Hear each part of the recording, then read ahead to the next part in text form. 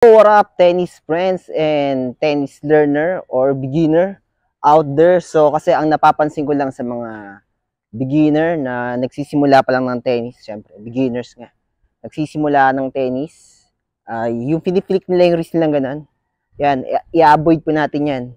Sa lahat ng ground stroke natin, mapa forehand ground stroke man yan, forehand ground stroke, ganito, forehand ground stroke, backhand, two-handed backhand ground stroke o single-handed backhand ground stroke o height slice. Avoid po natin yung yung nagfi-flick yung wrist natin ganun Ayun yung mga bad habits na mga beginner.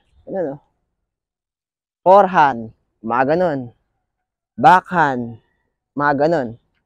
Kasi pag gumaganon yung racket nyo, pag gumaganon itong wrist na to, pag nag-flip to, o nagpi-flick, gumaganon, hindi stable yung contact point. Mas madalas napiprame tayo, tumatama tayo palagi sa frame. Bukod doon, mas malapit tayo sa injury. Mas malapit tayo, mas malamang may injured tayo. Kasi itong wrist natin, pag tennis, hindi pwedeng ginaganon-ganon yan pag ground stroke. Yung ground stroke, lahat ng bolang babagsak sa ground. Kaya nga ground stroke. Si Elvin talaga. So ganito. Avoid nyo yung ganito. Mga traps, yung gaganin nyo yung bola. Pag ganito, avoid nyo to. Ganyan. Kadalasan mga gumagawa ng ganyan, galing yan kadalasan sa sa paglalaro ng badminton. Mga ganun, Badminton yun, mga ganun mga traps. Badminton yun. Delikado yun. Kasi yung badminton kasi, magaan lang naman magaan na raketa yun Saka, badminton, more on wrist talaga. Nagpiplik ng wrist, ganito. Yan. Ganun. Pag ganun yung badminton. Ngayon sa tennis, hindi ubra yung flip ka ng wrist kasi lalo kung malakas yung bola ng kalaban mo, gaganto ka. Hindi ubra yan. Uber lang yan sa sa injured. Mas malapit tayo injured. So, pag forehand ground stroke, firm lang yung wrist. Ready position. Again to. Back swing, 'di ba? Unit turn muna, unit turn. Sabay pag ganito. Tingnan pag back swing, nakikita niyo yung back swing nyo. Back swing pa lang, may angle na pag ganito. May angle na pag ganon. Back swing, ito, unit turn, may angle pa ganon. Back swing, forward swing, may angle. Contact point, ayan, may angle. Follow through. Tingnan nyo, may angle pa rin. Ganun sa double-handed backhand. Back swing, nakita nyo back swing, may angle pa ganito. Forward swing, ayan, may angle pa rin. Contact point, follow through, may angle palagi. Single-handed backhand. Yan, di ba? Single-handed backhand. May angle. Tingnan nyo, pag ganito. Forward swing, may angle.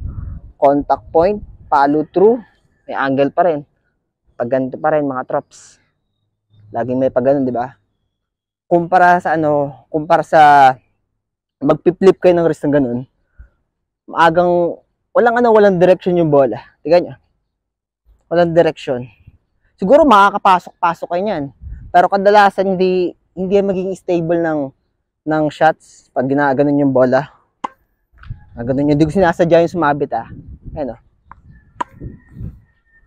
Sige, papasok ko. Pilitin ko papasok. Hindi siya stable. Dapat, 'di ba, dapat pag tennis more on Hindi siya badminton na. Flip ng wrist. Sa tennis, full body. May kasama ng lower and upper body rotation. Pag ganun. Pag ganito. Forehand. Ito.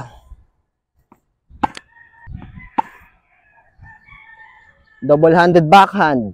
Tabi natin to. Double-handed backhand. Walang ganun Backhand, walang ganun. Steady lang.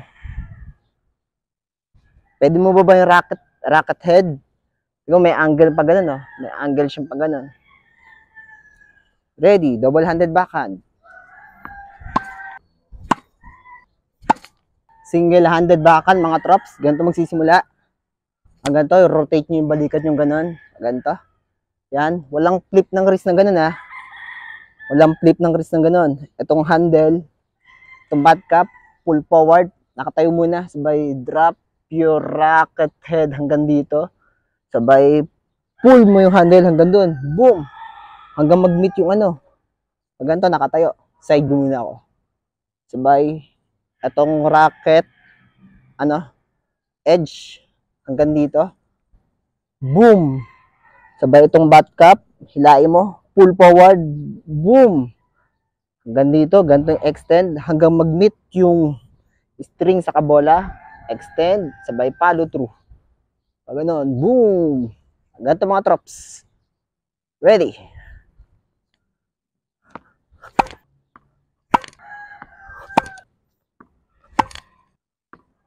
Backhand slice. Backhand slice, dapat huwag gaganong ka agad, ha. Ganito muna. Ganito. Backhand slice. Itong edge na to. Banda rito sa collarbone. Pag ganito. Pag ganon. Sabay. Down to up, then tulak. Dito magagaling sa taas. Down to up, sabay tulak.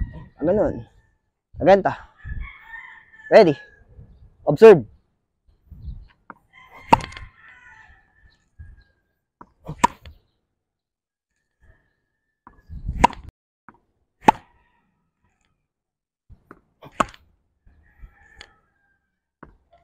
Yun lang sa ngayon mga trops. Hanggang sa muli.